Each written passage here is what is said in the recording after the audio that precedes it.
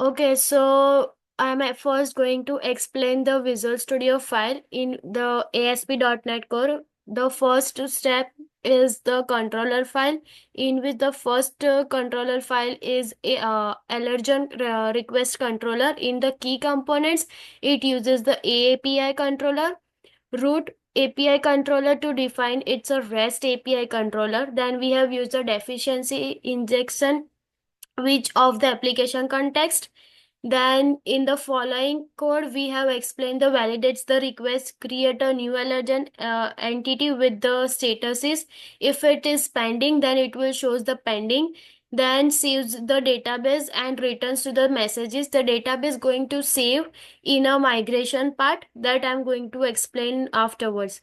Then we have authentication controller, in which the key components we uses is user manager application and sign in manager to identify the management of the user. Then we have used the JWT setting for handling the JWT based authentication. The endpoints for that are register, login, logout, and that are used with the post method. Like for example, if we going to log out, then calls sign out sync to clear the session. Then we have used the model to register model, login model, or the error responses. So over here we have the next controller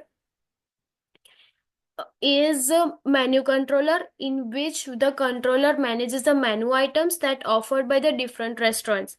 It also interacts with the DB context with the to connect with the database, and shows the messages that we're going to proceed of the menu that the user is going to list in the menu order. Then we have also, for example, if we have retrieved 10 feature menu items that it going from a given city, then the order menu items by the restaurant rating will be arranged in a descending order and returns an error if the city is missing in that. Then we have order controller, in which we have used the controller as inject application DB concept for the database accesses. Then the endpoints we have as a customer ID, restaurant ID, order items, which checks if it exists in the database. If it doesn't, then it will show an error or the error response message. Otherwise, it will copy the current price of each menu item to the unit price and prevent the future price changes from the affecting past orders, and then saves the order to the database. Then it includes the order items, unit prices, total amount by adding the tax, delivery fee, and the grand total. Then we have a profile controller, in which it requires the authentication, which uses to manage the user. For example, if retrieves the profile of the currently authentication, then it will returns the name, email, address, and the role of the user. Then we have restaurants controller, in which we have constructor as a user manager application user for user authentication. If we consider endpoints, that it has the restaurant name, approval status, and the page number and the page size of the list of the restaurant. Then we have uses models for that, create for users to create an order, includes the customer and restaurants info, as well as the contains a list of menu items and their quantities.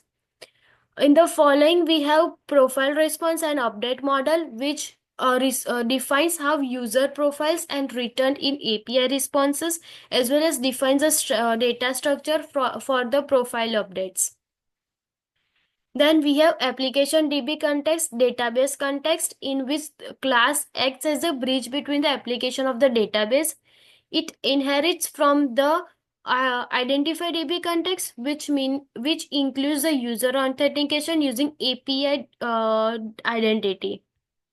If we explain the database like DB set, then it shows the restaurant, admins, menu items, allergens, orders, and order items. For it also, like all of this stores the database in a table. Then we have table TPH inheritance, which is table per hierarchy, stores application user admin restaurant in one table with a discriminator column for a user type admin and restaurant. Then we have application user, which inherits the identity user, which provides built-in authentication, for example, username, password, and email. Then we have restaurant. In this restaurant page, we have description, rating count, image URL, title, city, and status. Then we have menu item, in which it represents the menu item offered by a restaurant, which have properties like restaurant ID, allergens. In this, we have set the relationship. For example, we have set relationship ID as a foreign key to which links the menu items to a restaurant. Then we have other fields like price, uses the decimal point as well for the monetary values. Then we have pet friendly, and we have a deleted flag which not actually removed by the database. Then we have allergen, which represents an allergen. For example, if someone is allergic to the nuts, then they may not be added in that food item. Then we have relationship in that with the menu items, which has many to many relationship with that menu item. If the user want to add more than one menu item, then they are free to add as many as they want. Then we have order, in which it represents a food order placed by a customer, which has a relationship as a customer ID, links to the customer of and to the order. Then we have restaurant ID, which links the order to a restaurant. Then we have order items, which list of items in the order. Then we have order date and status as well. Then we have order item class, in which it represents an individual item in a customer's order, which has relationships as a order ID, links to an order, and menu item ID, which links to the food item in the order. Then we have quantity and unit price as well in that. So for now, I'm going to explain the menu controller test. The purpose of creating this test is to validate the behavior of the menu controller, which handles the menu related operations like fetching all the menu items, filtering by restaurants, and filtering by the city. For example, we have added the helper methods by create DB context by adding the string name database, which creates an instance with an memory database. This simulates a real database but keeps the test isolated and fast. Then we have send test data, which seeds the database with the simple data for testing purpose, and it also creates a few restaurant and menu item objects and saves them in a memory databases. Then we have test methods. For example, get menu items, get menu by restaurant, get featured menus, and so on. This test checks that all the menu items are returned by the controller. It expects that three menu items are seeded, and the test confirms that the returns result contains maximum three items. It also ensures that a bad request is returned when the CT parameter is missing. Also, the above test focuses on CT specific menu items. The test cases when no CT is provided ensure the controller responds with a bad request and appropriate error message. Also, the controller returns the correct menu items for a given city and checks if the controller returns the correct menu items for a specific restaurant ID or not. The test typically uses to check the type of the result for a successful response and also check the content of the return data by validating fields like status, message, or the number of the items. Then we have restaurant controller test. The purpose of that restaurant controller test, which handles the restaurant related operations such as fetching all the restaurants, filtering by name or status, and retrieving restaurant details by their ID. The helper method are similar to the menu controller test, creating a new database in memory and seeding the database for the restaurant. But the test method checks if all the restaurants are written with when no filters are applied. It also validates the paginations by asserting that three restaurants are written, then checks that the controller correctly filters restaurant based on search item. For example, if it is Italian, that it will verifies that only matching restaurants are written. Then this test restaurants filters by ensuring that only restaurants with the selected status are written. Then also requesting the first page with a page of the size of 2, it verifies that the correct number of restaurants are written and paginated box are expected.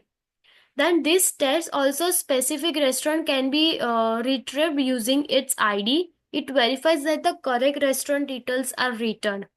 This tests also control returns a restaurant when it is a non-exist ID is requested. Then the key concept of this creating a test is the in-memory database, which uses an in-memory database to simulate the interactions with a real database. It also allows the test to run quickly and independently without relying on the actual database. Then we have mocking say user manager and the other services as a mocked using MOQ. This is important because test focuses on the controller logic, not on testing the actual user manager or the other dependencies. This also helps to isolate the unit test and avoid the external dependencies. Then we have filtering, which many of the test checks page size, name, status, and cities to simulate the real world scenarios where the controller must learn specific subsets of the data based on their user input. Then we have the test uses assertions and verify the correctness of the controller responses. This test results often from JSON to check specific fields in the response. Now I'm going to explain the program.cs and JSON file, which is the most important file of the ASP.NET Core, in which the first is a database configuration. The This code configures the connection of the SQL database using the connection string default connection, which is specified in the app setting.json with the DB context is, and it is used to interact with the database such as storing and retrieving the data. Then we have the identity configuration, which has the purpose of ASP.NET Core Identity, which provides the functionality for the user authentication and authorization.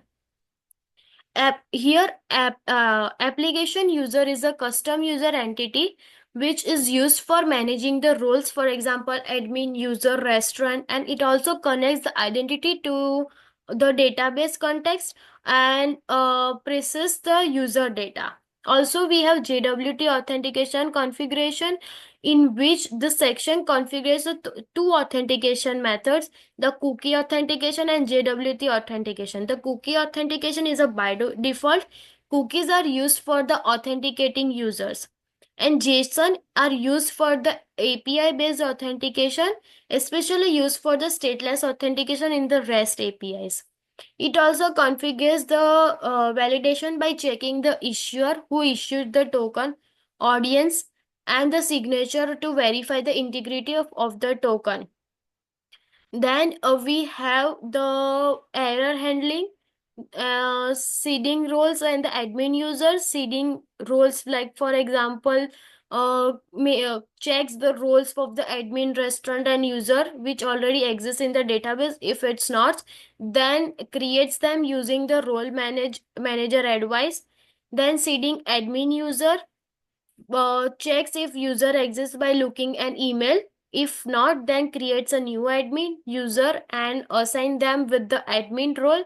The user manager service is used to create the user and add them to the role. Then we have JWT setting, the app setting.json file, in which the purpose of creating that is to store the configuration of JWT tokens, which has the systematic key used to sign the JWT, defines who issued the JWT, and defines who is intended recipient of the JWT. Also, the defines how long it is valid in case if it is 1 hour. The overall of creating this is has a secure authenticated environment for managing user and roles, handling sessions, and enabling the API based token authentication. Now we are left with the HTML files, which I will going to explain while running the file. So this is the file that.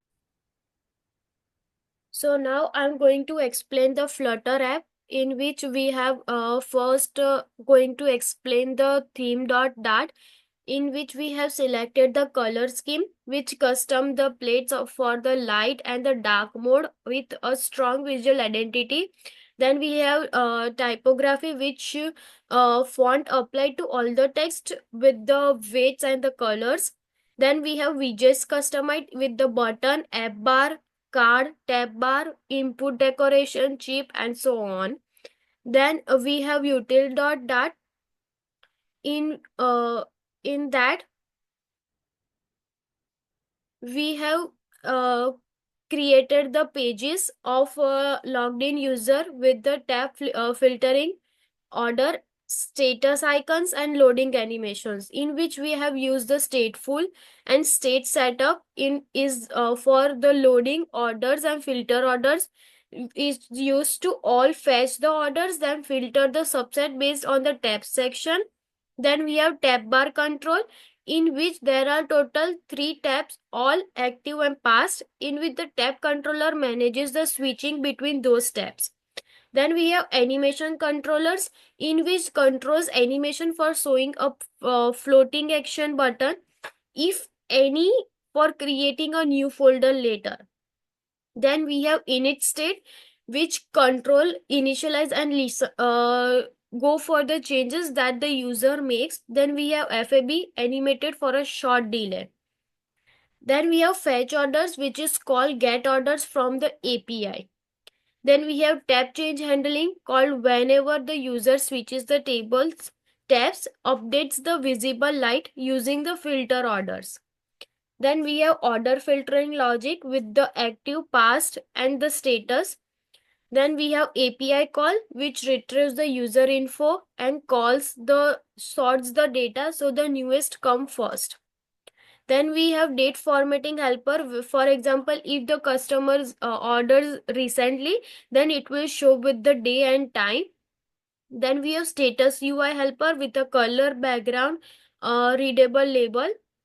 Then we go to the utils.dart, in which we have an app bar tab based filtering, order list, different UI states, for example, loading, error, empty, data loaded, and so on.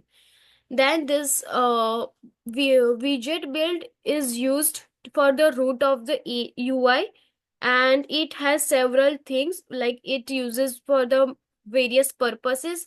We have scaffold and theming. We have used this material for the color scheme and textiles to keep the UI theme aware and clean. Then we have app bar and tab bar, in which it dynamically generates with all active paths using tab controller.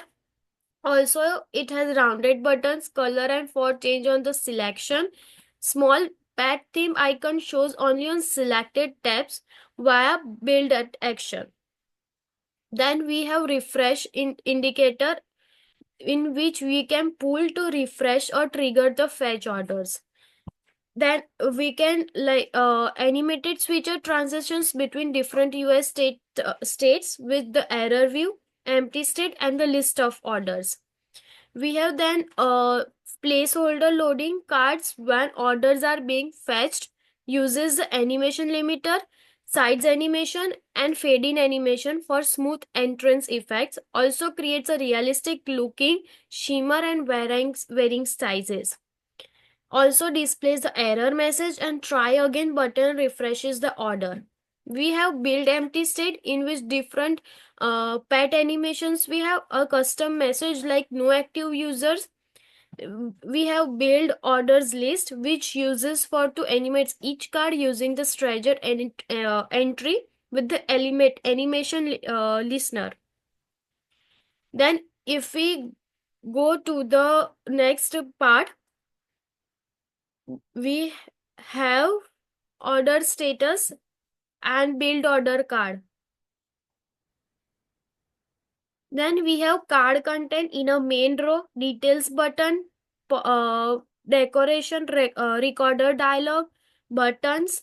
Then if we go to the next class, then we have widget structure, state management, titles and pages, UI, button navigation bar, theme integration. In the following class, we have used mock data, which uses for the featured items, popular restaurant categories, promotions, and so on. The key points of using this data is to showcase a dynamic section including the recent orders, featured food items, popular restaurants, and so on. Also, it organizes the list of maps containing relevant attributes with some features like animations and API calls are set up, not fully utilized in this part of the code. We have used in the next code in which we have UI components, scroll listener animations, helper for order data, API call to fetch orders. This code demonstrates a pet-friendly food delivery app in which it integrates the state management animations, providing a smooth animated experience. Design is unique as mentioned in our pet like user friendly. We have gradient backgrounds and well-defined interactive elements. Then next we have the page serves a login screen with the proper form of validation animations for smoother UI transitions and the authentication process that communicates with an API. Then in the next code we have used the loading state, error handling, dynamic UI and animations. Then in the next we have used the shared preference, haptic feedback, error handling, sign out confirmation, UI elements, local storage. And in this, it uses to manage their profile, phone number and address, display loading or success states, and securely fetch or update the profile from a backend API using proper authentication. Then the next uses the UI code for a user profile screen with a functionality for displaying loading state, errors, personal information, profile completion, and account details. It also includes the elements like animator avatars, tab navigation, and so on. Then we have used the animated container text form field to create a dynamic and responsive UI. This tab is sticky, remaining visible. Users scroll through the content. The use of custom animations, theming, and UI components like gesture decor makes the profile screen more interactive and visual appealing.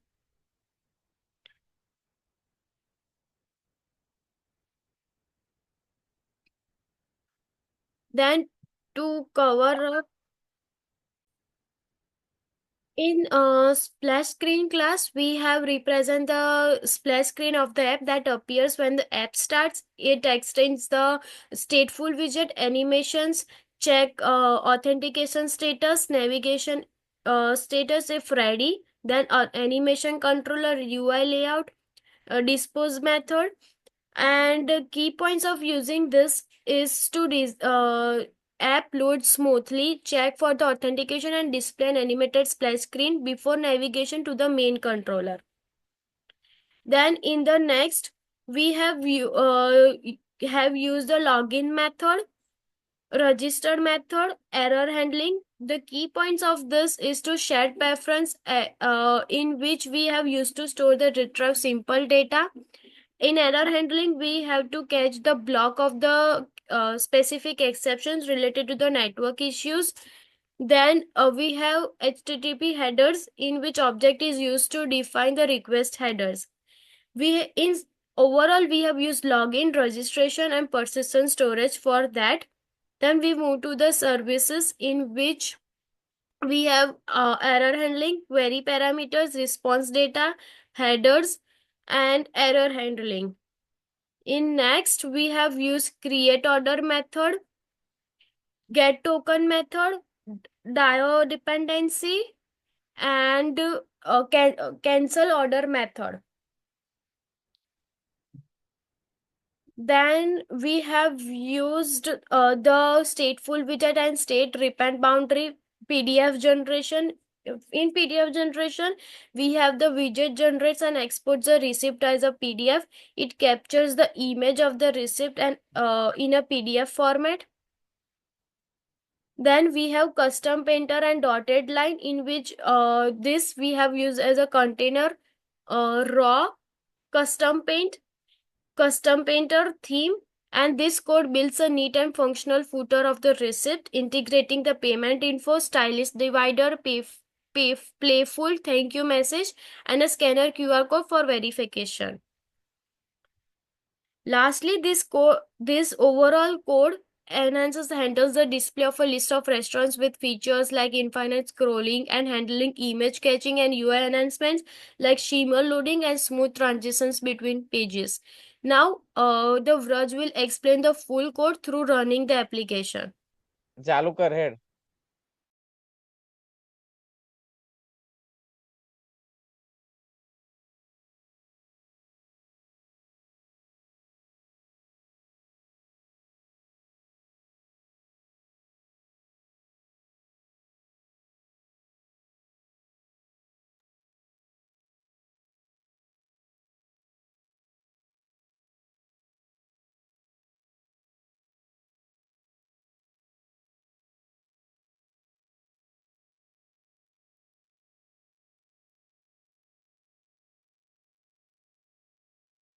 So this is the main screen, home screen for the Flutter, and we have uh, organized the food in a category wise that if any pet owner wants a dog food, cat food, bird food, so they can get easily from the category. We have added a special offers option for them, and at the bottom that we have just added features. So just Raj, go on the order page.